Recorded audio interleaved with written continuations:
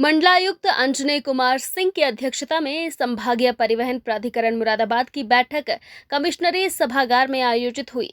बैठक में विभिन्न विषयों पर बिंदुवार विस्तृत रूप से चर्चा की गई। बैठक में संभागीय परिवहन प्राधिकरण मुरादाबाद द्वारा समय समय पर सचिव संभागीय परिवहन प्राधिकरण मुरादाबाद को प्रतियोजित शक्तियों के अधीन 1 जनवरी 2023 से 31 जुलाई 2023 तक सचिव द्वारा जारी किए गए परमिटों का विवरण संबंधित अधिकारी द्वारा प्रस्तुत किया गया तथा विभिन्न परमिटों धारकों द्वारा निरस्तीकरण हेतु समर्पण किए गए परमिटों को निरस्त किए जाने पर विचार किया गया।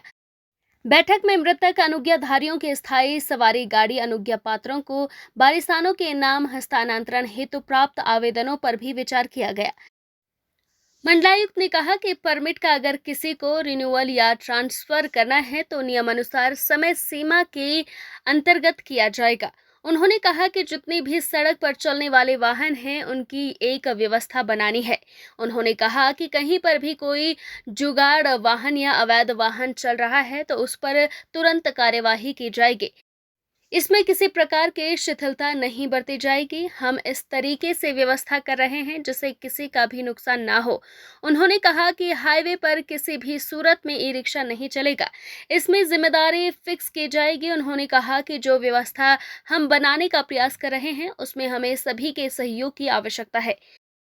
उन्होंने कहा कि अवैध स्टैंड नहीं रहेंगे, चाहे वह ई रिक्शा के हों, ऑटो के हों या बस के हों। उन्होंने कहा कि हमारी व्यवस्था नकारात्मक नहीं है, हम सभी की बेहतरी के लिए काम कर रहे हैं।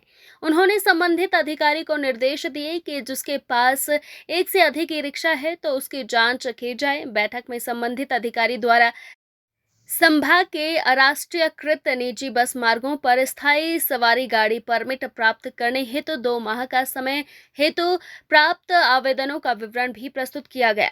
इसके साथ ही बैठक में सीएनजी ईंधन युक्त ऑटो रिक्शा अनुज्ञा पात्रों के हस्तांतरण हेतु प्राप्त आवेदन पत्रों पर भी विचार किया गया, जिस पर मंडलायुक्त द्वारा संबंधित अधिकारी को उचित दिशा निर्देश दिए। बैठक में मोटरयान अधिनियम 1988 की धारा 86 के अंतर्गत सवारी गाड़ी जनभार वाहन अनुज्ञा पात्रों को निलंबित निरस्त करने की कार्यवाही पर भी विचार किया गया।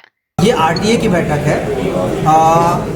आरटीए की बैठक में बेसिकली जो व्यवस्था है वाहनों को चलाने की, खास तौर से जो परमिट के हैं और जो उससे बाहर है उनकी व्यवस्था के बारे में चर्चा होती है। और जितने सारे एजेंडा बिंदु हैं उन सारे एजेंडा बिंदुओं पर बात ये सबका निस्तारण हुआ है। कुछ चीज़ों पर प्राधिकरण ने विचार करके उनको अलाउ किया है और कई सारी चीज़ों को अब ये तय किया गया है कि धीरे धीरे अगर वो वायलेशन में होंगे, जैसे मान लीजिए कोई सी चीज़ अगर साल भर के अंदर हो जानी है, 3 महीने के अंदर हो जानी है और कोई 5 साल के अंदर ले आएगा, अभी तो हमने 5 साल के अंदर तक की चीज़ों को पेनाल्टी के साथ अलाउ कर दिया है। लेकिन उसके बाद अगर आएगा, अब इसके बाद 5 साल वाले तक को भी सिमटा के 3 साल पे ले आएंगे। तो एक तो यह है कि किसी को रिन्यूअल कराना है, किसी को ट्रांसफ़र करना है या कोई चीज़ करना है, नियम के अनुसार करें, समय सीमा के अंदर। सर ई रिक्शा को दूसरी बात ये है कि व्यवस्था बनाना है, उसमें बस है, सीएनजी ऑटो है, ई रिक्शा है, जितने भी सड़क पे चलने वाले वाहन हैं उनकी एक व्यवस्था बनानी है। हमने अपने यहाँ पहल कर दी है। मुरादाबाद में वैध ई रिक्शा हमने पूरी तरह कर दिया है और उसमें बहुत स्पष्ट है कि कोई भी ऐसा वाहन, और बड़े स्पष्ट तरीके से कह रहा हूँ, चाहे इसमें कोई भी प्ली नहीं ले सकता कि हम गरीब हैं इसलिए हम जुगाड़ चलाएंगे। सुरक्षा सबसे पहले, इसलिए ये स्पष्ट कर दिया गया है कि कहीं पे भी कोई जुगाड़ वाहन या अवैध वाहन, अवैध ई रिक्शा चलता हुआ दिखेगा, तुरंत काट के उसको हम फेंक देंगे। इसमें किसी के साथ कोई मुरब्बत नहीं होगी। हमने व्यवस्था बना दी है, बसों के साथ ई रिक्शा के साथ बैंकों को जोड़ दिया है, लोन की व्यवस्था कर दी है, तो अब हम इस पर पीछे नहीं आएंगे। दूसरी चीज़ ये जोन की व्यवस्था, इसमें मुझे पता है कि जोन एक तो जोन की व्यवस्था बनाना जरूरी है ई रिक्शा के लिए, क्योंकि उनका कोई परमिट नहीं होता, इसलिए हम जोनिंग करना जरूरी है। इसको लेके आशंकाएं होंगी ई रिक्शा जो चलाते हैं उनके दिमाग में, लेकिन हमारी व्यवस्था इस तरीके से हम कर रहे हैं कि किसी को कोई नुकसान ना हो और साथ ही हम बीच बीच में रिव्यू करते रहेंगे। ये एक व्यवस्था का मसला है। सबसे पहले हमें इस पर एक प्रयोग करना होगा।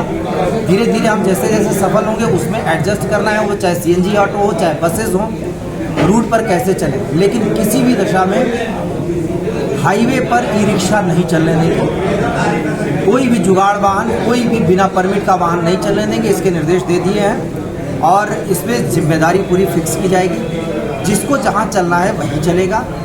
एक व्यवस्था बनाने का हम प्रयास कर रहे हैं, इसमें सभी के सहयोग की आवश्यकता है। अवैध स्टैंड नहीं रहेंगे, चाहे बस के हों, चाहे ई रिक्शा के हों, चाहे ऑटो के हों। जो स्टैंड होगा वो पूरा बाकायदा परमिशन के साथ होगा और व्यवस्था के साथ होगा। और जहाँ पे भी 5 मिनट से ज़्यादा वाहन रुकते हैं उसको हम स्टैंड मानेंगे। तो मैंने इस पर भी कार्रवाई के लिए निर्देश दे दिया है। ये सारी कार्रवाइयाँ नेगेटिव नहीं है।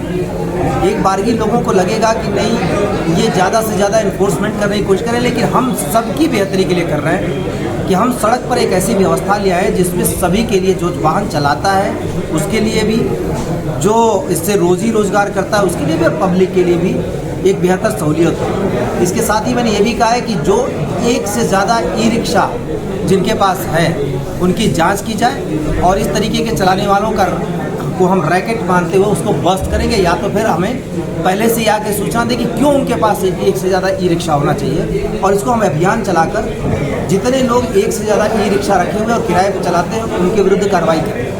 सर, कई अभिभावक ऐसे हैं जो ई रिक्शा से अपने बच्चों को भेजते हैं, उनसे क्या अपील? इसमें सबसे पहले तो अपील है अभिभावकों से कि बच्चों की सेफ्टी के साथ कोई भी समझौता न करें।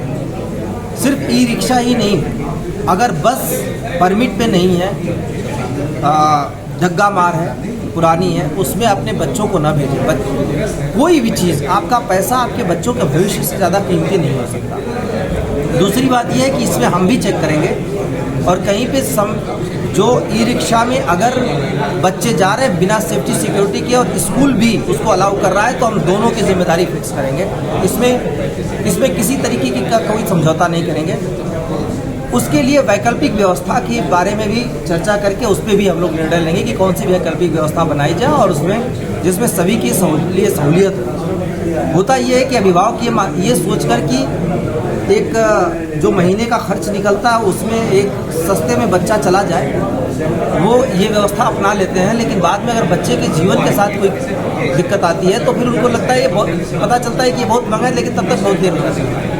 ऐसा किसी को भी करने की इजाज़त हम नहीं दे सकते, और इसलिए व्यवस्था अपनाएं। बैठक में एसपी ट्रैफिक सुभाष गंगवार, अपर जिलाधिकारी नगर Jyoti Singh, RTO R K. Singh, RM, ARM सहित संबंधित अधिकारीगण उपस्थित रहे।